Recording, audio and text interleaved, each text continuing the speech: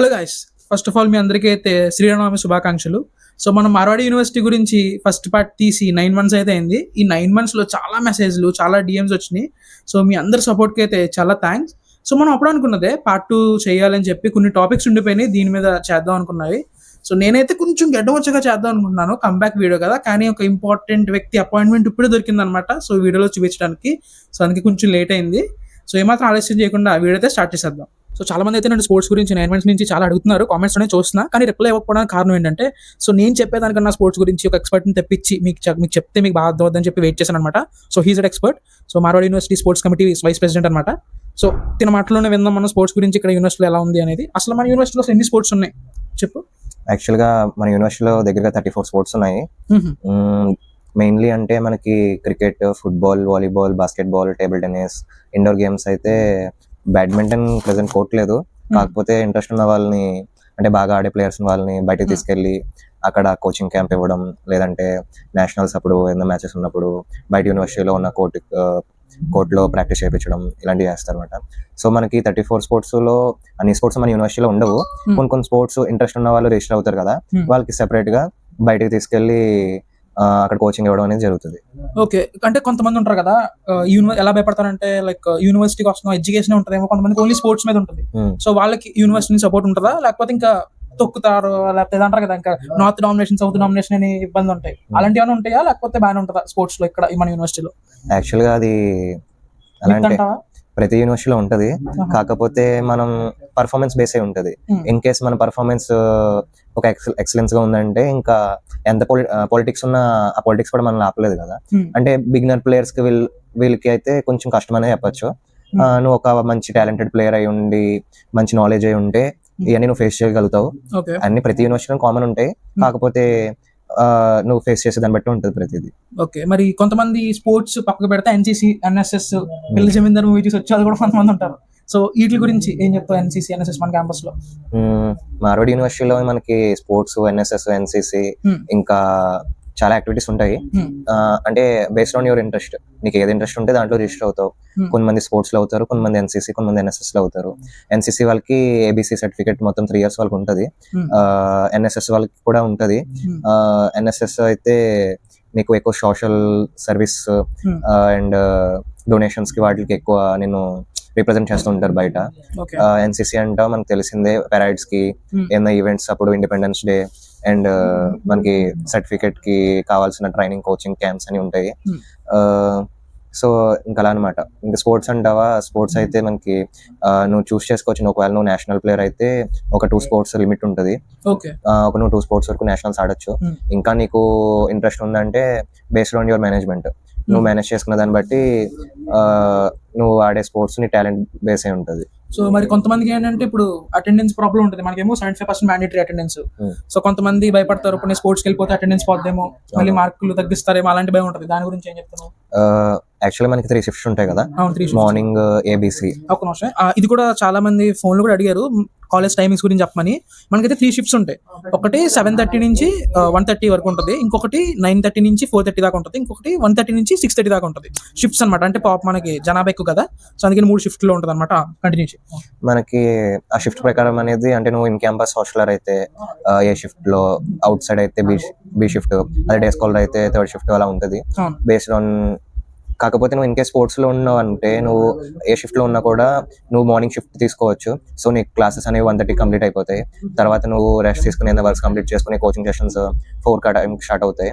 అప్పుడు నువ్వు వాటి కోచింగ్ కూడా అటెండ్ అవ్వచ్చు. సో నీకు ఎడ్యుకేషన్ కూడా ఏమీ ఇబ్బంది అవ్వదు. మార్నింగ్ ఎడ్యుకేషన్, అకాడమిక్స్ చూసుకుంటావు, ఈవినింగ్ స్పోర్ట్స్ కెరియర్ చూసుకుంటావు. సో ఇది ఈ యూనివర్సిటీలో ఇది బెస్ట్ అనే చెప్పొచ్చు ఈ ఆపర్చునిటీ. ఎందుకంటే కొన్ని యూనివర్సిటీస్ లో మనం ఏదో ఒకటే మనం చేయగలుగుతాం, ఐదర్ స్పోర్ట్స్ లో కానీ లేదంటే స్టడీస్ లో కానీ. మనకి 2 మిస్ అవ్వకూడదు, 2 మేనేజ్ చేసుకోవాలనుకుంటే ఈ యూనివర్సిటీలో ఇది ఒక ప్లస్ పాయింట్ ఉందని చెప్పొచ్చు. ఇంకా మనకి స్పెషల్ గా మామూలుగా ఈవెంట్స్ జరుగుతుంటాయి మన క్యాంపస్ లో, తెలిసిందే. అది కాకుండా స్పోర్ట్స్ కి సంబంధించిన స్పెషల్ ఈవెంట్స్ ఏమైనా జరుగుతాయా? స్పోర్ట్స్ కి సంబంధించి అంటే yearly once annual sports pest ఉంటుంది. దాంట్లో ఇంకా అన్ని గేమ్స్ కండక్ట్ చేస్తారు. ఇంకా అవి కాకుండా డిపార్ట్మెంటల్ వైజ్ కండక్ట్ చేస్తారు. మళ్ళీ మధ్యలో స్టేట్ టోర్నమెంట్స్ ఉంటాయి, డిస్ట్రిక్ట్ లెవెల్ టోర్నమెంట్స్ ఉంటాయి. ఒకవేళ ఏదైనా టోర్నమెంట్స్ ఉంటే వాళ్ళే నోటిఫికేషన్ చెప్తారు, నోటిఫికేషన్ వస్తే వాళ్ళే చెప్తారు.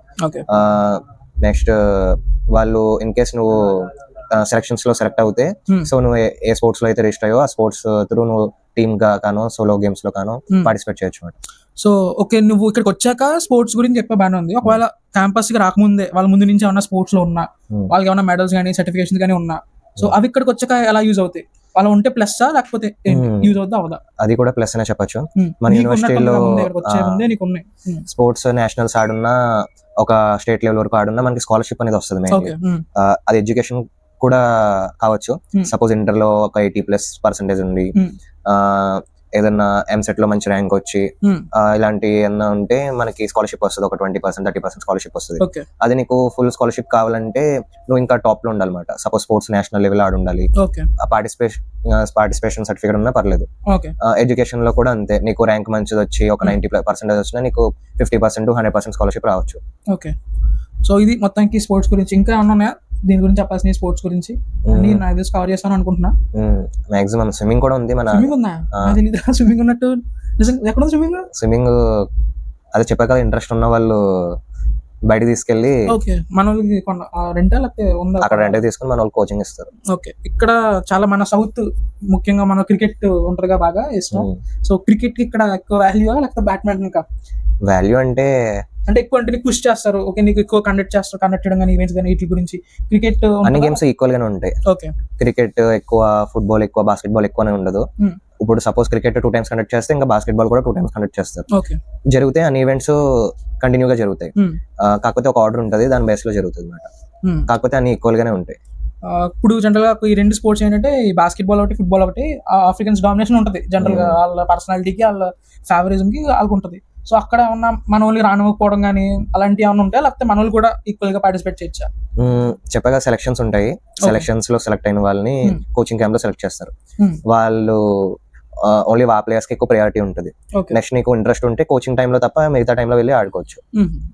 ఒకవేళ నీకు ప్రాక్టీస్ చేసుకోవాలన్నా, ఇన్ కేస్ నువ్వు కోచింగ్ క్యాంప్ లో జాయిన్ అవ్వాలన్నా, నువ్వు ప్రాక్టీస్ చేసుకుని తర్వాత సెలక్షన్ పెట్టినప్పుడు సెలెక్ట్ అయితే నువ్వు ఇంకా వాళ్ళతో పాటు నిన్ను యాడ్ చేస్తారు. ఓకే, మనకి ఈ స్పోర్ట్స్ వైపు వెళ్దాం అనుకుంటున్నాము, యూనివర్సిటీకి వచ్చాక స్పోర్ట్స్ వైపు వెళ్దాం అనుకుంటున్నాం అన్న వాళ్ళకి ఏమన్నా కొన్ని రూల్స్ అని ఉన్నాయా? ఈ రూల్స్ అంటే మన క్లాస్ ఎగ్గొట్టేసి వచ్చి ఆడుకోవడానికి అలాంటివి ఉండవు కదా? అలాంటివి ఉండవు. ఎందుకంటే క్లాస్ టైమ్స్ లో మనం గ్రౌండ్స్ లో కనబడితే మాక్సిమం అలౌ చేయరు గ్రౌండ్స్ లోకి.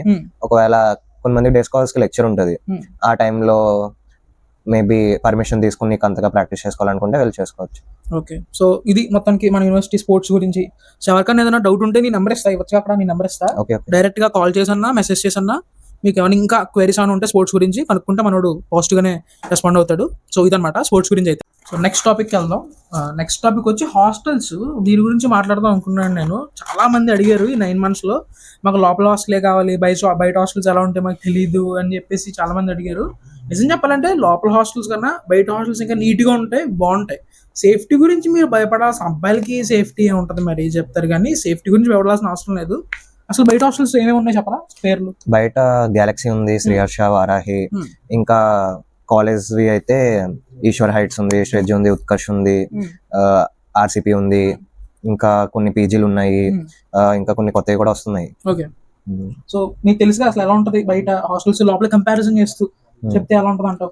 ఇన్ క్యాంపస్ అయితే మనకి ప్రతిదీ అవైలబిలిటీగా ఉంటుంది. సపోజ్ మనకి ఫుడ్ కావాలంటే సేమ్ బ్లాక్ లో కింద ఉంటుంది. అంటే సపోజ్ డి బ్లాక్ లో ఫుడ్ ఉంటుంది, వెండింగ్ మిషన్స్ ఉంటాయి, నెక్స్ట్ క్యాంటీన్స్ ఉంటాయి.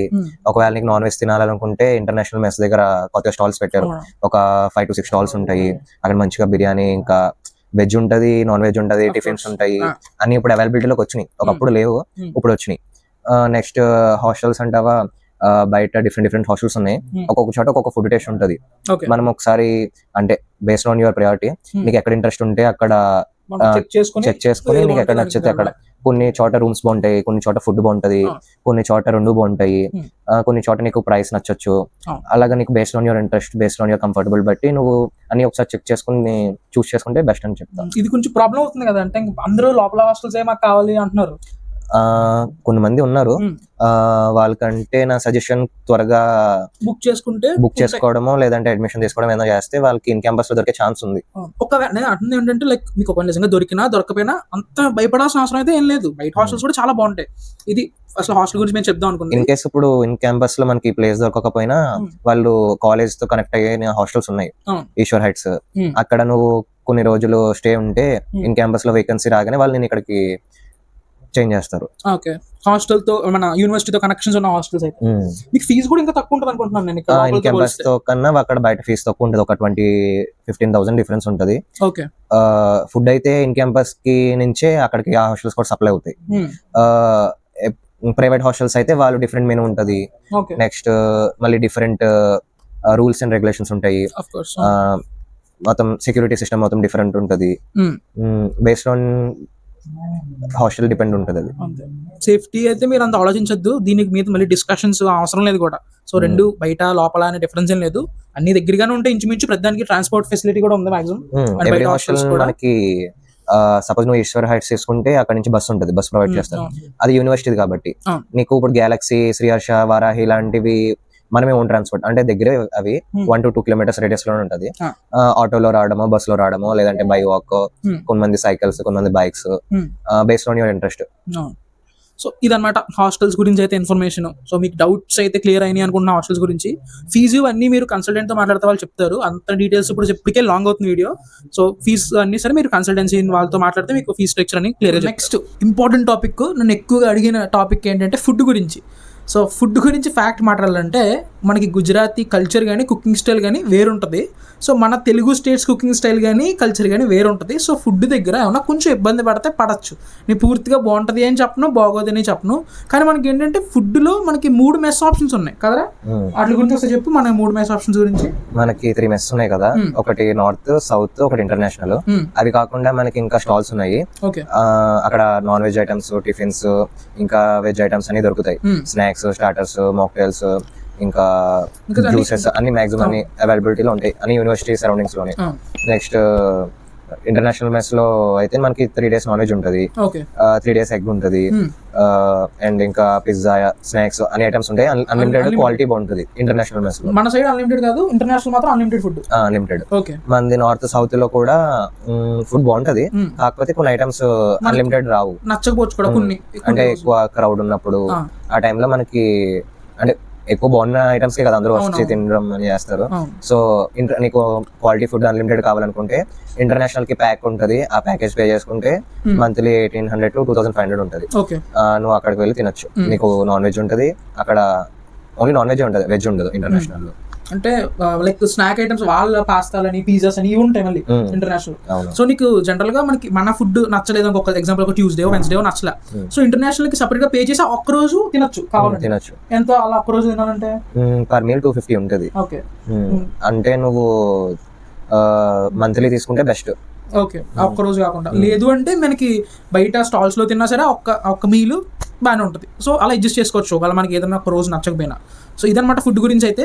సో నేనేమంటానంటే ఫైనల్గా మీరు ఒకసారి రండి క్యాంపస్కి వచ్చి, మీరు ఫుడ్ టేస్ట్ చేసి నచ్చితే ఇక్కడ తీసుకోండి, లేదా మీకు ఏ మెస్ కావాలంటే ఆ మెస్ చూస్ చేసుకోవడం అనేది బెటర్ ఆప్షన్. అది ఫుడ్ గురించి అయితే మా యూనివర్సిటీలో ఇదన్నమాట మ్యాటర్. నెక్స్ట్ టాపిక్ వచ్చి ప్లేస్మెంట్స్ గురించి. నేను ఫస్ట్ వీడియోలో చెప్దాం అనుకున్నా, యాక్చువల్లీ అప్పుడు కుదరలేదు, మర్చిపోవడమో లేకపోతే ఈ కంగారులో చెప్పలేకపోయాను, కొత్త కదా అప్పుడు వీడియోస్.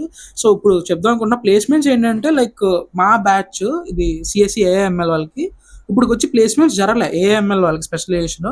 సో మాకు ప్రాపర్గా తెలియదు అనమాట ఏ కంపెనీస్ మా బ్రాంచ్కి వస్తాయని ప్రాపర్గా మాకు నాలెడ్జ్ లేదు. సో ప్లేస్మెంట్స్ అయితే ప్రస్తుతానికి బాగానే ఉన్నాయి, 15 LPA అలా అయితే ఉన్నాయి ప్లేస్మెంట్స్. సో మీ కన్సల్టెంట్ వాళ్ళతో మాట్లాడుతున్నప్పుడు ఏం చేస్తారంటే 34 CTC అని చెప్తున్నారు కదా అమెజాన్ వాడిది, అది ఎప్పుడుది లాస్ట్ ఇయర్దా లేకపోతే ఎన్ని సంవత్సరాల క్రితంది? పైగా అమెజాన్ లాంటి కంపెనీస్ ఏమన్నా వస్తున్నాయా, మాకు రికగ్నైజబుల్ కంపెనీస్ ఏమన్నా ఉంటే మాకు ఎవ్రీ ఇయర్ మాకు ప్లేస్మెంట్స్ అలా వచ్చి ఏమన్నా ఉంటే చెప్పండి అని చెప్పి పేరెంట్స్ ఒకసారి అడగండి, స్ట్రెస్ చేసి అడగండి. సో వాళ్ళు చెప్తారు, ఎందుకంటే మాకు పూర్తి క్లారిటీ లేదు, క్లారిటీ లేకుండా ఉన్నాయి లేవు అని చెప్పడం కరెక్ట్ కాదు కదా. సో అందుకే ఇలా అంటున్నాను అనమాట. సో మనకి స్పోర్ట్స్లో చూసుకుంటే ప్లేస్మెంట్స్కి ఏమైనా ఎడ్జ్ ఉంటుందా స్పోర్ట్స్ వాళ్ళకి? స్పోర్ట్స్లో అంటే సపోజ్ మనం అకాడమిక్స్ లోని స్పోర్ట్స్ లోనే ఉన్నామంటే మనకి స్పోర్ట్స్ సర్టిఫికెట్స్ కూడా వస్తాయి కదా, అది ఇంటర్వ్యూ టైంలో, ప్లేస్మెంట్స్ టైంలో అది ఒక ప్లస్ అని చెప్పొచ్చు. ఎందుకంటే నువ్వు మల్టిపుల్ యాక్టివిటీస్ లో యాక్టివ్ గా ఉండి మంచి percentage technical, non technical events లో పార్టిసిపేట్ చేస్తూ అన్ని మెయింటైన్ చేసుకుంటే నీకు ప్రయారిటీ అనేది ఎక్కువ ఉంటుంది. ఒకవేళ 2 CGPA సేమ్ CGPA వాళ్ళు వచ్చినా సరే స్పోర్ట్స్ వాళ్ళకి కొన్ని ఎడ్జ్ ఉంటుంది. ప్రయారిటీ ఇస్తారు, అవును, ఫస్ట్ ప్రిఫరెన్స్ అనేది వస్తుంది. నెక్స్ట్ ఎక్స్పీరియన్స్ ఉంటుంది మీకు మళ్ళీ, అంటే నీకు సపోజ్ ఇప్పుడు టీమ్ గేమ్స్ ఉంటాయి లైక్ క్రికెట్, వాలీబాల్, కొన్ని technical non technical events conduct చేస్తారు కదా, వాటిలో లీడర్షిప్ స్కిల్స్ అనేవి డెవలప్ అవుతాయి. అది నీకు ఏంటంటే ఎప్పుడైనా గ్రూప్ డిస్కషన్స్ వచ్చినా, సపోజ్ ఇంటర్వ్యూ టైంలో కొన్ని సిచ్యువేషన్స్ ఇచ్చి వాటిని సార్ట్ అవుట్ చేయమన్నా అది నీకు బాగా బెనిఫిట్ అవుతుంది. అవును. సో ఇది స్పోర్ట్స్ లో కూడా మనకి జాయిన్ అవడం వల్ల ప్లేస్మెంట్స్ కూడా హెల్ప్ అవుతుంది ఇండైరెక్ట్ గా. సో స్పోర్ట్స్ లో ఇంట్రెస్ట్ ఉన్న వాళ్ళకి ఇది కూడా ప్లస్. సో ఇది మాక్సిమం మా యూనివర్సిటీలో ప్లేస్మెంట్స్ గురించి అయితే చెప్పాను కదా. కన్సల్టెన్సీ వాళ్ళని మీరు స్ట్రెస్ చేసి అడగండి ప్లేస్మెంట్స్ గురించి, మీరు జాయిన్ అవుదాం అనుకున్న బ్రాంచ్ గురించి. లైక్ లాస్ట్ ఇయర్ మాకు రిపోర్ట్ కావాలి, ఇప్పుడుదో కాకుండా లాస్ట్ ఇయర్ కావాలని చెప్పి అడగండి, వాళ్ళు ఇస్తారు. దాన్ని బట్టి మీరు డిసైడ్ అవుతారు. అదనమాట ప్లేస్మెంట్స్ గురించి అయితే. అరే శశాంక్, ఇప్పుడు అడ్మిషన్ టైం కదా, యాక్చువల్ గా చాలా మంది ఫేక్ కన్సల్టెన్సీ వాళ్ళని అప్రోచ్ అయ్యి చెప్దాం అనుకున్న దీని గురించి చెప్పరా, చాలా మంది స్కామ్ అయిపోతున్నారు అనమాట. రీసెంట్ గా నాకు విషయం తెలిసింది, ఒక పేరెంట్ ఎవరో ఇలాగా హాస్టల్ అడ్మిషన్స్ అయిపోతున్నాయి, మళ్ళీ ఇన్ క్యాంపస్ లో మీకు ప్లేస్ దొరకదు, లిమిటెడ్ సీట్స్ ఉన్నాయని చెప్పి కంగారు పెట్టి అడ్మిషన్ అమౌంట్ పే చేయించుకున్నారు. చేయించుకున్న తర్వాత రిప్లై ఇవ్వడం మానేశారు. అదేమో ఇప్పుడు వాళ్ళకి రీఫండ్ కూడా అవ్వదు, ఆ అమౌంట్ వాళ్ళకి వేస్ట్ అయిపోయినట్టే కదా. సో మనం వైజ్ గా చూస్ చేసుకుని ఆ కన్సల్టెన్సీని త్రూ జాయిన్ అవ్వడం బెస్ట్ అని చెప్తా. అవును, లైక్ ఈ విషయం నేను కరెక్ట్ గా గుర్తు చేసాడు మనోడు. లైక్ చెప్దాం అనుకున్నాను ఏంటంటే, చాలా మంది స్కామ్స్ గురవుతున్నారు అన్నమాట కన్సల్టెన్సీ విషయంలో. మీరు అంత కంగారు పడక్కర్లేదు, లోపల హాస్టల్స్ అయిపోతున్నాయి అది ఇది అంటారు, బయట హాస్టల్ కూడా చాలా బాగుంటుంది, ఏమి కంగారు పడక్కర్లేదు, సేఫ్టీ చాలా సేఫ్ గా ఉంటుంది బయట కూడా. సో మీరంతా ఓవర్ కంగారు పడిపోయి డబ్బులు కట్టేసి చెక్ చేసుకోండి అంతా, అసలు వాళ్ళు ఏంటి ఎప్పటి నుంచి ఉన్నారో అన్ని చెక్ చేసుకోండి. మెయిన్లీ ఏంటంటే అడ్మిషన్ తీసుకున్న టైంలో కంగారు పడకండి, కంగారు పడద్దు. 1-2 సార్లు ఆలోచించుకుని మీకు నచ్చిందా, మీకు అన్ని ఫేవరబుల్ గా ఉందా, ఆ తర్వాత మీరు ఇక్కడికి వచ్చిన తర్వాత సర్వే అవ్వగలరా, 4 years అన్ని చూసుకున్న తర్వాత అడ్మిషన్ అప్పుడే తీసుకోండి. లైక్ ఇంకా దీని గురించి మీకు డీటెయిల్ అప్పుడు లెంత్ ఎక్కువైపోతుంది, అన్ని చెప్పలేకపోతున్నాం. కానీ లైక్ శశాంక్ సాగానే ఇన్స్టా ఐడికి మీరు డిఎం చేస్తే డీటెయిల్ గా ఈ విషయం గురించి కానీ, లేకపోతే వేరే విషయాల గురించి కానీ మాట్లాడాలంటే శశాంక్ సాగానే ఇన్స్టా ఐడికి మాకు డిఎం చేయండి. సో మీతో నేనే పర్సనల్ గా మాట్లాడతాను. అలాగే మేము అసలు ఎలా జాయిన్ అయ్యాం, ఎలా చూస్ చేసుకున్నది కూడా నేను చెప్తాను. లెంత్ ఎక్కువైపోతుంది చెప్పలేకపోతున్నా. సో అదనమాట మన Marwadi university real face part 2 video వచ్చి చాలా మంచి గ్యాప్ వచ్చింది. లైక్ మంచి కంటెంటే చెప్దా అని చెప్పి నేను కూడా టైం తీసుకున్నా, నాకు కూడా తెలియాలి కదా క్యాంపస్ లో ఏం జరుగుతుంది ఎలా ఉందని. సో అందుకే లేట్ అయిందనమాట, సారీ ఫర్ దాట్. సో ఇది ఈ రోజు వీడియో వచ్చేసి. సో మీ అందరికీ అయితే మళ్ళీ అందరికి హ్యాపీ శ్రీరామనవమి, చాలా హ్యాపీగా ఫ్యామిలీతో గడుపుకుంటారని ఈ పండుగ అనుకుంటున్నాను. సో ఇదనమాట వీడియో, మళ్ళీ వచ్చి కలుద్దాం. Until then stay tune, by.